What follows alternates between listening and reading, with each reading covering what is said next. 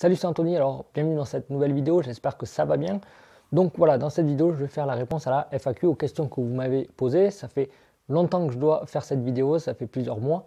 Et en fait, voilà, ça fait aussi plusieurs mois que je n'ai pas mis de nouvelles vidéos sur la chaîne, tout simplement parce que je travaillais sur d'autres choses et je préparais aussi des choses pour la rentrée. Donc, vous allez le voir dans les prochains jours et je vais y revenir aussi à l'intérieur des questions. Donc, je vais reprendre toutes les questions et donc je vais les répondre une par une.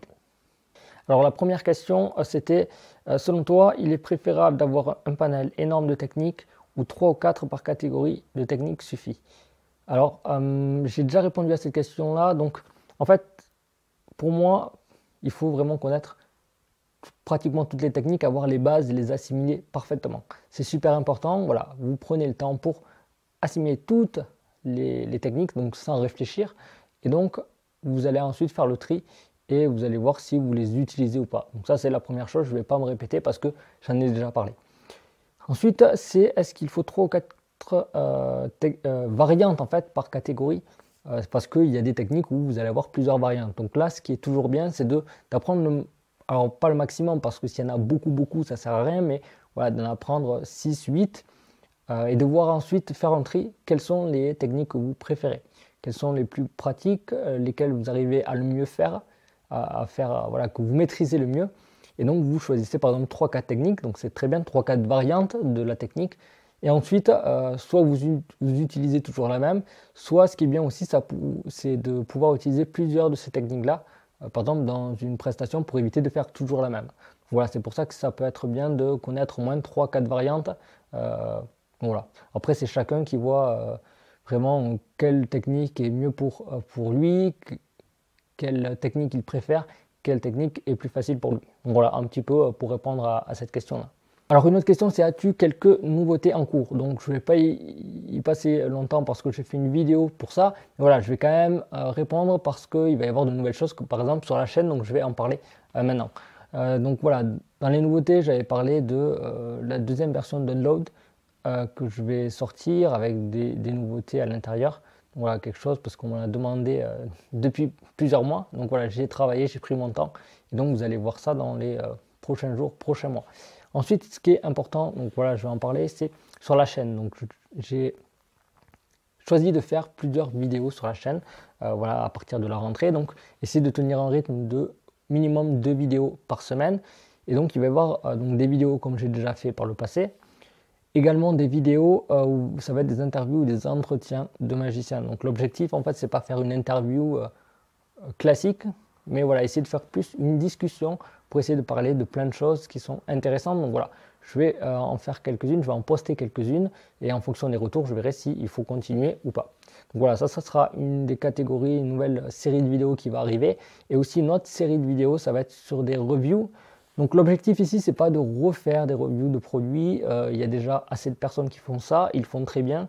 Donc voilà, ça suffit. Mais l'objectif ici, c'est de faire sur des produits dont on n'a pas parlé ou sur d'autres choses qui sont pour moi intéressantes. Donc voilà, l'objectif aussi, c'est de vous aider et de faire un choix sur ce que moi je trouve important. Donc voilà, vous verrez ça aussi dans les prochaines vidéos, ça arrivera très vite. Donc voilà un petit peu pour les nouveautés qui sont en cours et qui vont arriver là juste dans les prochains jours. Alors, la suivante, c'est comment t'es venue l'idée de faire tous ces partages avec nous, qui au passage, je trouve ça super cool et très généreux. Un grand merci à toi. Merci pour ce commentaire-là.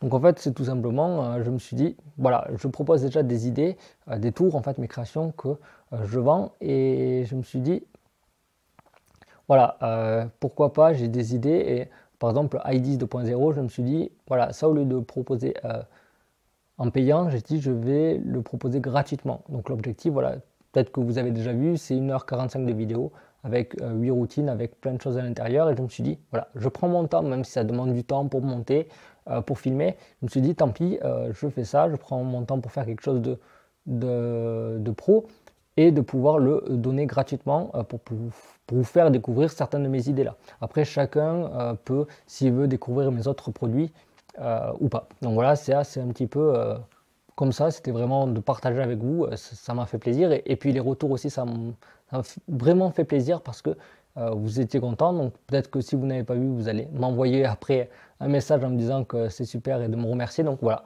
ça me fait super plaisir. Ensuite, je me suis dit, je vais faire des vidéos parce que voilà, déjà c'était un défi. un défi, je me suis dit, est-ce que je vais arriver? Parce que c'est pas évident, il faut essayer d'être régulier, d'avoir des choses intéressantes à dire. Donc voilà, je me suis dit, je vais tester. Et l'objectif aussi, c'est d'essayer d'aider comme je peux. Voilà, je n'ai pas raison sur tout, je donne juste mon avis. Et donc, si je peux aider, c'est super. L'objectif, de toute façon, c'est la magie, c'est le partage. Donc, voilà, même si ça demande un peu de temps, ça ne me pose pas de problème. Et c'est pour ça que j'ai décidé de faire ça et de voir un petit peu quels étaient les retours. Et tant que les retours sont bons, ben, je continuerai.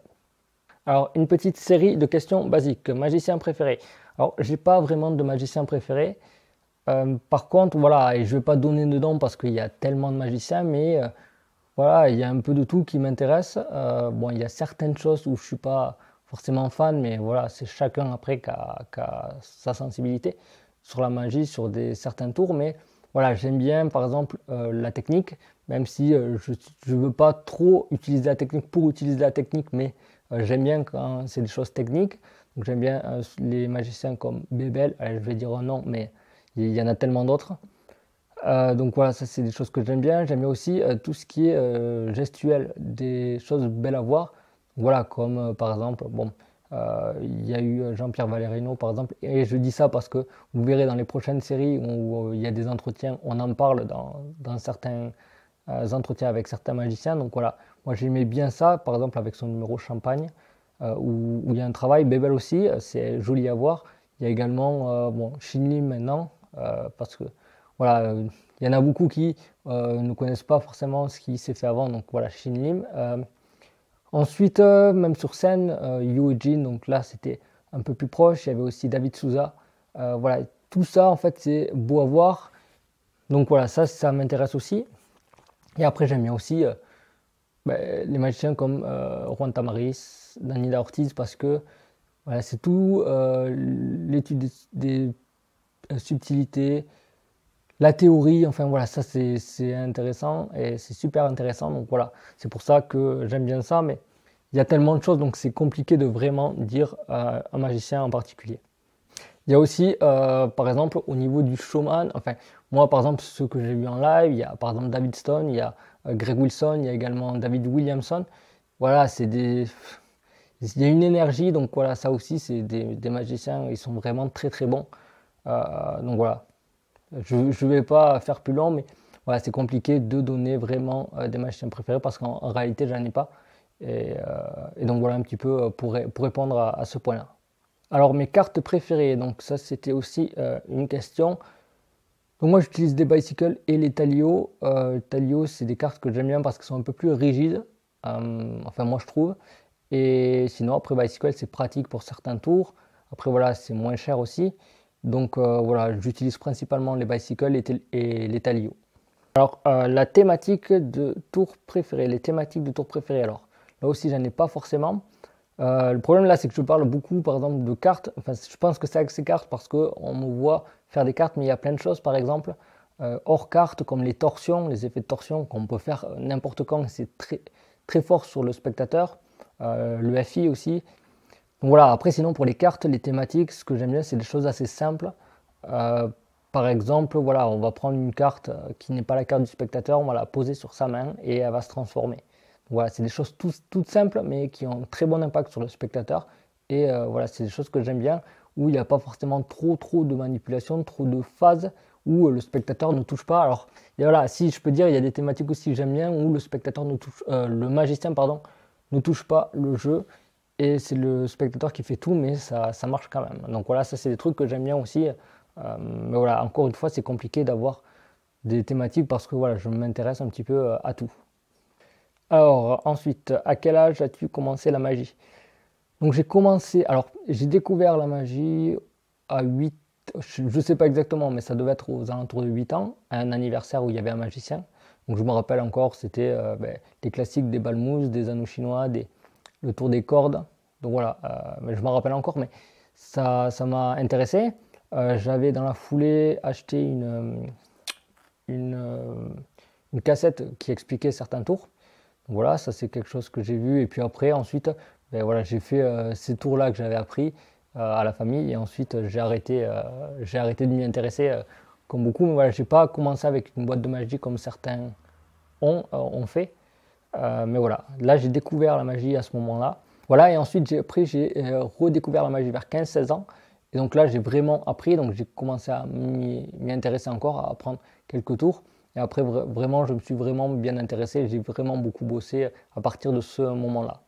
Alors question suivante, si on a inventé un gimmick, comment le vendre, avec qui et qu'est-ce qu'on gagne et qu'est-ce qu'on gagne. Donc voilà, je ne vais pas y répondre en détail dans cette vidéo là, tout simplement parce que je vais faire une autre vidéo. En fait, j'ai déjà fait une vidéo dans laquelle j'explique vraiment plus par rapport à cette question là, en fait, parce que c'est une question qu'on me pose souvent. Et donc voilà, vous aurez une autre vidéo dans laquelle j'explique ce point là. Alors la suite, c'est comment crées-tu des gimmicks. Alors c'est un peu comme la question précédente, mais voilà, en fait je ne crée pas de gimmicks. À la base je ne suis pas forcément fan des gimmicks, sauf si ça permet d'avoir quelque chose de plus pratique, ça permet d'avoir un effet qui est le plus pur possible. Et voilà, vraiment si je peux m'en passer, je ne vais pas avoir un gimmick. Par contre, si ça apporte vraiment un plus, je vais utiliser un gimmick. Et donc en fait, c'est quand je cherche à avoir une solution à mon problème, je vais d'abord essayer et je me dis, voilà, est-ce que je peux utiliser un gimmick? Et donc je vais réfléchir, qu'est-ce que je peux utiliser, qu'est-ce que je peux voilà, bricoler pour pouvoir arriver à un effet. Donc voilà, c'est vraiment dans tout le processus de création où je vais me dire, voilà, quelle solution pour essayer d'avoir le moins de contraintes possible. Donc voilà, mais sinon je ne cherche pas à créer des gimmicks. Ensuite, comment crées-tu des tours? Donc là, c'est pareil, il y a plein de processus différents et pour chaque tour, par exemple, que j'ai eu l'idée pour des tours, c'est vraiment pas du tout le même processus. Pour certains, je me suis dit, voilà, je veux cet effet, comme ça, comme ça, comme ça, et donc j'ai essayé de trouver les méthodes.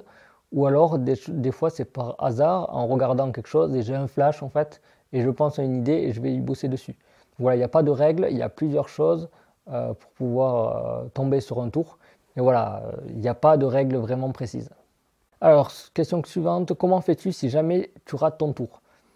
Donc, alors en fait, il y a deux points de vue. De mon point de vue, ça m'arrive de rater des tours, mais du point de vue du spectateur, je rate jamais un tour. Parce qu'en fait, le spectateur ne sait pas que vous allez rater un tour parce que voilà, si vous avez le bagage technique, vous allez être capable de retomber sur vos pattes et de faire en sorte que voilà, le fait que vous ayez raté votre tour, pour le spectateur, ce sera voilà, juste dans le tour, dans le déroulé du tour, ce sera un gag en fait, vous ferez semblant de vous tromper.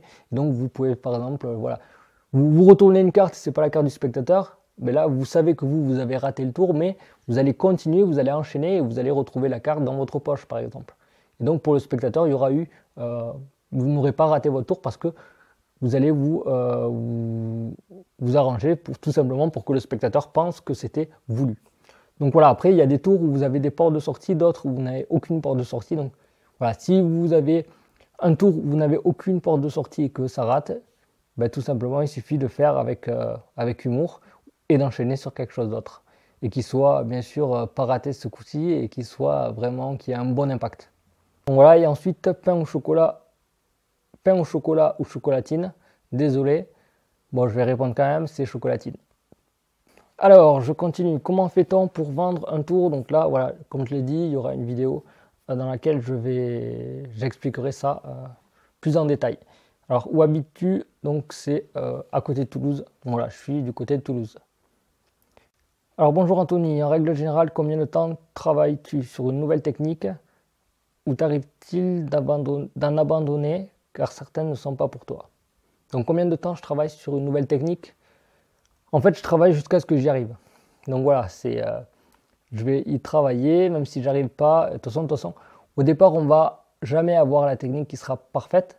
Donc voilà, j'y travaille plusieurs fois, je prends le temps. Voilà, c'est quelque chose qui est important. Il faut vraiment prendre le temps pour bien travailler et qu'elle soit bien exécutée. Mais voilà, il est arrivé en fait où j'ai des techniques, je me dis, mais voilà, j'essaye et j'y arrive pas. Je réessaye et j'y arrive pas. Et je me dis, non, mais c'est pas possible, voilà, c'est trop compliqué, j'y arrive pas. Et en fait, ces techniques-là, je les mets de côté. Et il arrive que par exemple 2 mois ou 3 mois après, je m'y remets, j'essaye et en fait, je vais arriver près du premier coup. Voilà, ça c'est pour ça que voilà, il faut jamais trop s'acharner. Si jamais vous bloquez sur une technique, vous pouvez la mettre de côté quelques jours, quelques semaines et vous y revenez parce que voilà, peut-être que vous avez travaillé entre temps sur autre chose ou votre cerveau, parce que le cerveau continue à travailler en fait. et ça va vous permettre de réussir la technique plus facilement. Donc voilà, ça dépend, donc je le mets de côté et puis je reviens. Donc, mais sinon, une règle générale, j'essaie toujours d'arriver à faire la technique. Après, voilà, je peux mettre du temps à travailler la technique et au final ne pas l'utiliser, mais voilà. Je n'abandonne pas quand je travaille une nouvelle technique. Et donc, est-ce qu'il m'arrive d'abandonner certaines? Alors ça, oui. Comme j'ai dit, il faut avoir le bagage technique, il faut apprendre voilà, le maximum et ensuite vous faites votre tri. Moi par exemple, voilà, il y a des techniques comme le saut de coupe où j'ai travaillé dessus et en fait, au moment où je le passais bien, j'ai décidé de ne plus m'en servir parce que je ne trouvais pas forcément ça utile.